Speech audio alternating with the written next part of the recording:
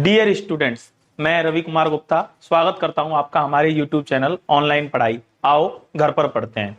Students, मैं आपको कक्षा 10 की विज्ञान विषय के भोजन और मानव स्वास्थ्य के बारे में पढ़ा रहा था। इसके 2 पार्ट हम पहले पढ़ा चुके हैं, उनकी आप हमारे चैनल पर उन्हें देख सकते हैं और यदि उनकी डिस्क्रिप्शन जो है मैं डिस्क्रिप्शन में लिंक भी डाल दूंगा। आज हम इसमें आगे बात करते हैं मानव स्वास्थ्य के बारे में। मानव स्वास्थ्य में हम बात करेंगे पीने योग्य पानी। तो जैसा कि आप जानते हैं, जल ही जीवन है, बिना पानी के हमारा जीवन जो है वो व्यर्थ है। हमारे शरीर में लगभग 95% पानी होता है, तो पानी की हमारे शरीर को बहुत अधिक आवश्यकता होती है। अब बात आती है कि हम अपनी क्रियाकलापों के द्वारा प्रतिदिन हमारे जल स्रोत जो हैं उनको खराब कर रहे हैं और जल को प्रदूषित कर रहे हैं। तो पीने योग्य जो पानी है, भाई कौन सा पानी ऐसा है जिसको हम पिएं? तो पीने योग्य पानी में क्या क्या गुण होने चाहिए वो हमने यहाँ पर देखे हैं। सबसे पहला है, पानी में आंखों से दिखने वाले कण नहीं होने चाहिए। जो पानी में जो आपको कण दिख रहे हैं, तो इसका मतलब वो पानी स्वच्छ नहीं है और उसे पीने का कोई फायदा नहीं है, वो हमें रोगग्रस्त कर सकता है। उसके बाद दूसरी बात आती है, हानि पहुंचाने वाले सूक्ष्म जीव ना हो। पानी में ऐसे सूक्ष्म जीव नहीं होने चाहिए जो हमारे शरीर को हानि पहुंचाते हो, हमें कोई बीमारी पैदा करते हो।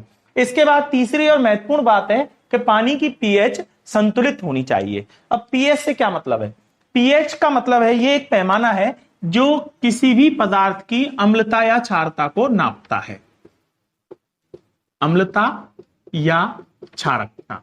पीएच जो पैमाना है, ये पैमाना सोरेनसन नामक एक वैज्ञानिक द्वारा बनाया गया था और इसमें 14 पॉइंट होते हैं, 0 से लेके 14 तक। 7 पीएच जो होती है उसको उदासीन माना जाता है। इसका मतलब पदार्थ ना तो अम्लीय है और ना ही क्षारीय है। पीएच 7 से कम जब आप जाते हैं, 0 की साइड में जब बढ़ते हैं, तो इसे अम्लीय कहा जाता है। 0 या 1 जो होगा, 1 वाला जो पदार्थ होगा वो सबसे ज्यादा अम्लीय होगा और 0 वाला तो उससे भी ज्यादा होगा। 0 पे तो हो ही नहीं सकता कोई पदार्थ। तो मान लीजिए 0.9 है, 0.8 है, 0.7 है, तो वो पदार्थ अधिक अम्लीय होते चले जाएंगे। 7 से 14 की ओर जब आप जाते हैं तो पदार्थ क्षारीय होते चले जाते हैं। सभी पदार्थों के लिए क्षारीय होते चले जाएंगे। तो हमें ऐसा पानी पीना चाहिए जिसकी पीएच 7 हो, जो उदासीन हो, क्योंकि उदासीन जल ही हमारे शरीर के क्रियाकलापों को सही रख सकता है। उसके बाद दूषित जल के दुष्प्रभाव की बात आती है कि यदि मान लो आप पीने योग्य पानी को नहीं पी रहे हैं या दूषित पानी पी रहे हैं, तो उसके आपके शरीर में कौन कौन सी बीमारियां हो सकती हैं। देखिए, दूषित जल के दुष्प्रभावों में सबसे पहली बात है कि जब आप पानी के अंदर, दूषित कब होगा? जब पानी के अंदर या तो हानि पहुंचाने वाले सूक्ष्म जीव होंगे, या उसकी पीएच संतुलित नहीं होगी, या पानी में आंखों से दिखने वाले कण होंगे। तो दूषित जल में या तो प्रोटोजोआ हो सकते हैं, या वायरस हो सकते हैं, या विषाणु हो सकते हैं। विषाणु वायरस एक ही बात है, या जीवाणु हो सकते हैं। अगर ये हमारे पीने के पानी में होते हैं तो हमें कई बीमारियां जन्म लेती हैं। जैसे कि एक बीमारी हम देख रहे हैं यहाँ पे, नारू या बाला रोग।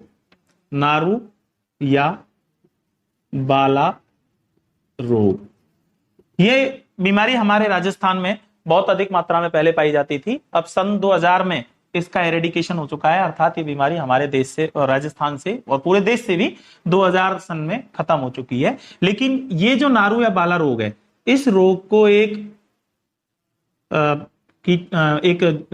एनिमल था जिसको कहते हैं ड्रैकनकुलस मेडिनेंसिस। ड्रैकनकुलस मेडिनेंसिस, ये एक कृमि है और इस कृमि के द्वारा, ये कृमि जो है, इसकी मादा अपने अंडों को साफ पानी में देती थी। उस साफ पानी को जब कोई पीता था तो उसके अंदर नारू या बाला के जो ये ड्रैकनकुलस जो है, इसके जीवाणु, ये कीट जो है, ये पहुंच जाता था, तो इससे व्यक्ति बीमार हो जाता था। तो ये जो बीमारी है अब इरेडिकेट हो गई है, लेकिन ये कभी दोबारा ना आ जाए, इसलिए हम जो है अभी भी पानी को साफ करके ही पिएंगे। इसके बाद दूसरी जो चीज है, नेक्स्ट पॉइंट जो है, वो है मोटापा। मोटापे का क्या मतलब है? हमारे शरीर में जब वसा एकत्रित हो जाती है तो उसे मोटापा कहते हैं। अब मोटापा नापने का एक पैमाना है जिसको बीएमआई बोलते हैं, बॉडी मास इंडेक्स। ये यदि 30 से ज्यादा होता है, हमारे, ये होता क्या है बेसिकली, ये हमारे शरीर के वजन का, शरीर का भार जो होता है, यदि उसमें हमारी लंबाई का भाग लगा दिया जाए तो बीएमआई निकल के आता है। और इस बीएमआई का माप जो है वो यदि 25 से अधिक है, 30 से अधिक मानिए, 25 से कम है, 25 से 30 के बीच में यदि है तो हम पूर्व मोटापा की स्थिति में हैं, और 30 से अधिक है तो इसका मतलब हम मोटापा की स्थिति में हैं। इस मोटापे से बचने के लिए, अब मोटापा क्या है, बहुत सारी बीमारियों की जड़ है। मोटापे के द्वारा बहुत अधिक बीमारियां होती है हमारे शरीर में।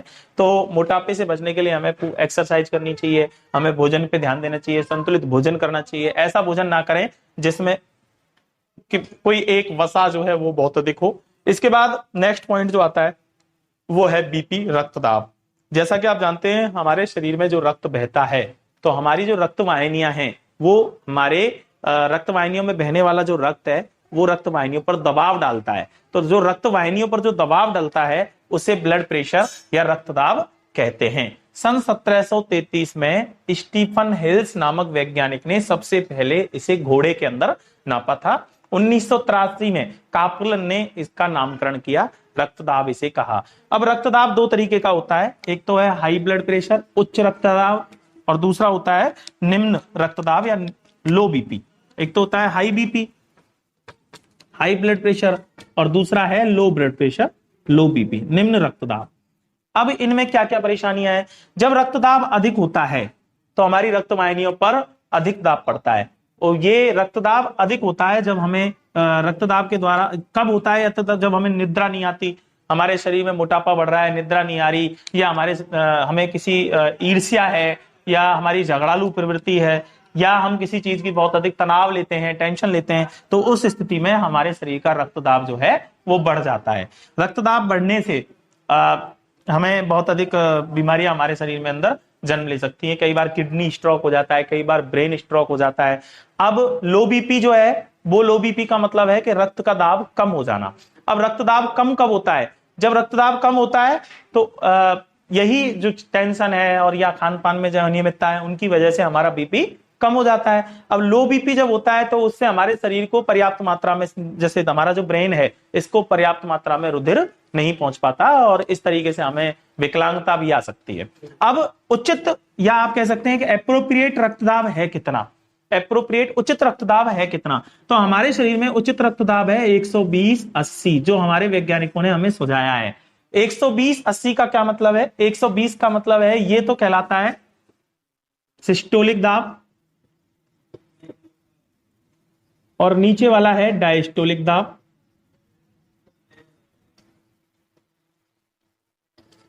तो 120/80, तो ये 120